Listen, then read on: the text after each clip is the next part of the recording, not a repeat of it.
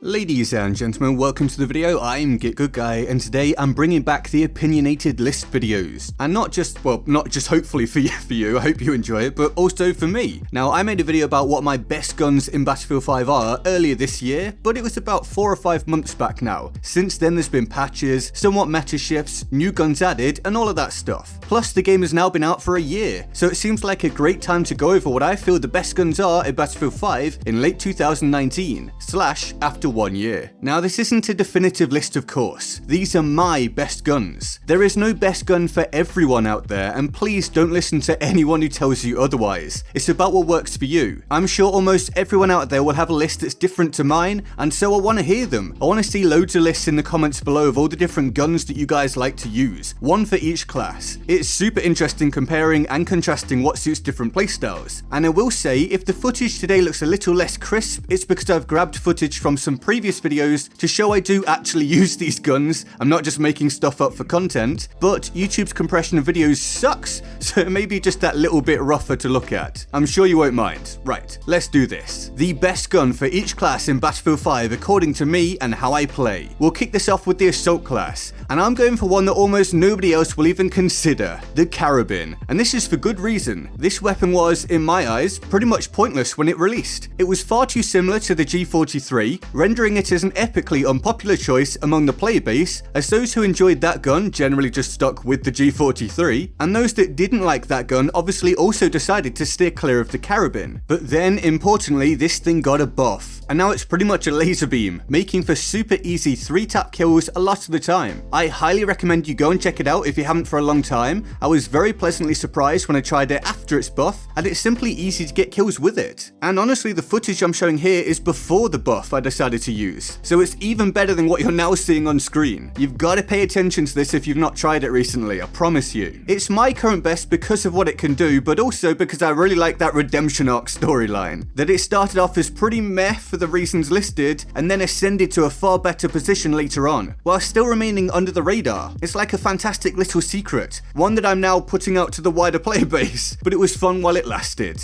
Now, I was very tempted to put the Braider as the best gun for Assault. Using it in the alternate fire mode is absolutely lethal, but I couldn't be bothered with the arguments about that being stupid, that its semi-auto mode is too good, it shouldn't be like that, it doesn't count, or whatever else people say. But I could have put the Braider or the Carbine for the Assault class today, as they've both now risen above my old best option, which was the AGM/42, which I still really like, and that was another gun that barely anyone used. Perhaps I just like finding the underappreciated diamonds when it comes to the Assault class. Either way, the Carbine is excellent, and hopefully kind of a surprising way to start off this list. As stated, it's got those easy 3-tap kills, but it also picks off headshots really easily, has a rate of fire that's fast enough to compete at a multitude of ranges, and once paired with a sidearm you're comfortable with, well, you're good to go. Either head out there and try to outshoot the enemy, or move cover to cover and utilize the excellent stability of the gun by picking your fights at mid to long range and punishing the enemy for crossing your path. Now, I don't really expect this video to change a whole lot of Assault class usage. Let's face it, when it comes to semi-auto weapons, people have pretty much found what they like after a year. And then for the automatic weapons, well, the STG just performs as you'd expect it to and remains a popular choice. So remember, tell me in the comments if you agree with my Carbine selection, or if you prefer something else. I imagine the M1 Garand will get some mentions due to it being a fresh new option that people have waited a long time for, but yeah, the Carbine is currently my best gun for the Assault class. Okay, next, and we are quite predictably onto the Medic class. I've gone for the newly added Type 100. Now, arguably long term, I may return to the Sten because it just does everything that I want very easily. It's got that range dominance, it's stable, etc, etc. But currently, while I'm enjoying the honeymoon period at least, the Type 100 is bags of fun, and it's allowing me to play essentially however I like. There isn't another option in the game like this one. I mean, you could take the ZK383 and add light bolt specialization to it, but for me, why bother when I can just use the Type 100 and then select the 4 specializations that I feel will be most beneficial. And this leaves you with a total shred machine, but with a difference. This isn't your standard archetypal close quarters sprayer. This thing has range to go with its high rate of fire, genuine range. So you can get up close and try to contest at mid-range, and actually on occasion at long range. Especially as it has a bipod, a fast-firing, accurate, bipodable, don't know how you say it, SMG. Now that seems pretty special to me. The Type 100 was introduced with the start of the Pacific Theatre of War, and was used by the Japanese in World War II. If you're one of those players that like to only use weapons that were actually used by the faction you're playing with at that time. Now Now it's important to keep in mind with this one that it does do less damage per bullet than the other SMGs,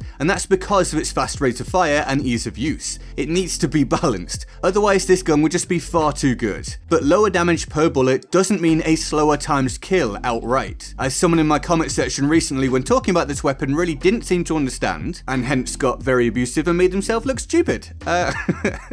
This is a fast timed kill weapon because of its rate of fire, even if it has lower bullet damage, especially as you move outside 10 meters, when you compare with the majority of the other SMGs on offer. That is as long as you're hitting your shots, of course. And while it may take an extra bullet here and there, it's still a pretty forgiving weapon. You have another bullet coming soon after the last, if you missed your shot, because of that rate of fire, and far more stability than you'd expect for a weapon that fires this fast. So while it may have a slower timed kill at traditionally optimal ranges like up close when compared with the Suomi or the Tommy gun, well, like yeah, of course it does, because it can also contest at far longer ranges than those weapons, although you will be reloading a fair bit with that 30 round magazine. All in all though, I just really enjoy the Type 100, and I probably don't need to sell it to you very much, as most of you will have tried it recently as it's a new option, and so that's my current best gun for the medic class. Okay, onto the support class, and I'll admit this is by far my least used class in Battlefield 5. I just don't tend to enjoy it, and so it's the class I'm least knowledgeable about when it comes to the 4 standard infantry classes. But if I'm going to use support, then there's a decent chance I'll be throwing on the Lewis gun. And I mean, why not? It just does what you'd expect. I've said before that Battlefield 5 lacked an LMG that played in the traditional manner we're used to in games like this, mainly because of the existence of MMGs in this title kind of fulfilling that role. That is, aside from the Lewis gun, a steady rate of fire, the ability to move around with it should you wish, utilize aim down sight, and yet still be able to bipod up if you wish, all with that one very important factor missing from the others, the option to throw on a massive magazine and mow down enemies, or provide covering fire of course. The Lewis gun is just old reliable for me. Now I probably actually prefer the LS26 because I'm a more mobile player and I like to win gunfights, but for that kind of thing I'm going to almost always pick a different class anyway. So for pure support play, as I tend to view it, the Lewis gun just fits that role. And sometimes it just feels good to go a bit Rambo and spam out 100 rounds, just chugging them out, lobbing them down range and seeing if you can cut anyone down. This is especially aided by running a 3x scope, something that's almost mandatory for some players such as myself with the visibility of this game, at least on some weapons. But yeah, you've got a traditional LMG with this weapon in your hands, and the ability to turn it into a bipod laser, much like all the other bipod weapons in this game, of which there are so very many, but that's a different topic for a different day. Now I know some people will say, well, what about the Madsen MG that came out not too far back? I mean, look, I just don't like that gun. It simply doesn't work for me. It was about the least fun I've had recording footage for a video, so no, not the Madsen. I like the Lewis gun, thanks. And you'll have to forgive me for this section being shorter, but again, I just don't really like to use support anymore. So the Lewis gun is currently my best weapon for the support class. Now, onto the recon class, and I have selected the Trench Carbine, and I know some people are screaming absolute blasphemy right now. Not only have I not selected a bolt action rifle for the recon class, I also haven't selected a self-loading rifle. I've gone for a pistol carbine, but this is my list, so I can do what I want. Now look, if you love to snipe on this game, then I'm sure one of the bolt actions will be your choice, especially if you're on PC. But I don't enjoy sniping on console Battlefield 5 at all because I feel like the balancing is all wrong for this platform, which is a real shame as I love sniping in Battlefield 1, and in fact that's how some of you will have discovered me in the first place. And as for the self-loading rifles, well, many of my subscribers who have been around for a while will know how much I love the ZH-29, the two-shot killer of dreams for me, that one is. But the recent edition of the Trench Carbine absolutely blew me away. I didn't expect to like it at all, and I ended up having a fantastic time. Not at first though. When I first got my hands on it, I found it to just be kind of meh, and I know many other people did and gave up on it, but that will have been a huge mistake, because once you get the full auto specialization, well, the Trench Carbine seems to become an absolute killing machine. I can't really tell you why. Statistically, it doesn't look like it's as good as I found it to be. I don't know, I just felt like I dropped people so easily, and I wasn't scared to challenge anyone up close. Not even medics using SMGs. It's just a fantastic weapon, and I absolutely love it. And of course, the ability to run a weapon like this in conjunction with spotting flares is crazy effective. You can find out where the enemy are and then rush them down for quick, efficient kills. It's super fun, super effective, and super valuable for your team. There's no excuses for camping at the edge of the map as a recon with this thing. If you're using the Trench Carbine, you should be right up in the action and slaying some enemies. I highly highly recommend you take a look at it if you haven't already. You just might be glad you did. And that's currently my best weapon for the Recon class in Battlefield 5 in late 2019 or after 1 year. So I need to know your list. What's your best gun for each class in late 2019? And if you like, feel free to explain why as well. It'll be interesting to see all the different choices, and maybe thumb up the selections that you like the look of from other people as well. Now I hope you enjoyed the video. If you did, leaving a like would honestly be very much appreciated, as would you subscribing and turning on notifications so you always have the chance to catch my future content. Plus, feel free to follow my stream and join my Discord server in the description and my pinned comment. Here's to a board of awesome for the epic people who support the channel on Patreon. They're all absolute heroes and I love them all deeply and of course often. If you want to join them on the board of awesome, the link to the Patreon page is in the description and my pinned comment. And with all that said, I'm GetGoodGuy and I'll see you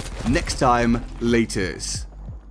This means ground war struggles to gain traction. It struggles to, I guess, go viral as a concept, so it doesn't spread. And more than that, ground war is not really a Battlefield experience. I have a lot of feedback to work with being a predominantly Battlefield creator, and most of it has been that ground war is a poor version of Battlefield, that it feels watered down and almost